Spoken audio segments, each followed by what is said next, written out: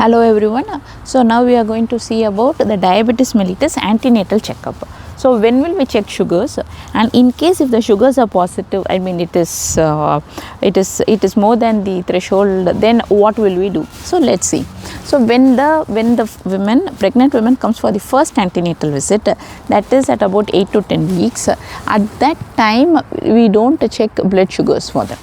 So we don't check unless they have a family history of diabetes mellitus, or if they have had a gestational diabetes mellitus during a previous pregnancy. So when do we really check her blood sugars? If she doesn't have a family history, or if she doesn't have a gestational diabetes mellitus, we check her only at 24 to 28 weeks of gestation. Why? This is because human chorionic somatomammotropion, it is the hormone which is released at the beginning of the third trimester. Why? This hormone will increase the blood glucose levels by providing an insulin resistance. So the main idea is to provide glucose always to the fetus. But what is the side effect? The side effect is that it can lead on to gestational diabetes mellitus. So how do we screen the pregnant women for diabetes mellitus? So we first give them just 50 grams of glucose, and we make them drink, and after an hour we check their blood glucose levels. If it is more than 130, then we take them for OGTT, oral glucose tolerance test. So the initial screening is done only with the 50 grams of glucose, and by checking the blood sugars if it is more than 130. How does OGTT done?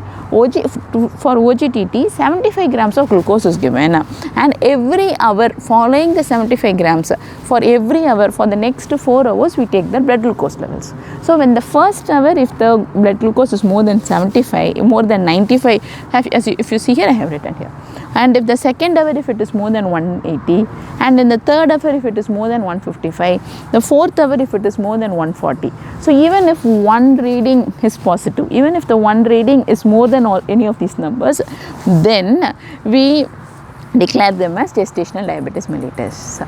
So this is about diabetes mellitus as well as the antenatal checkup. But what happens postpartum?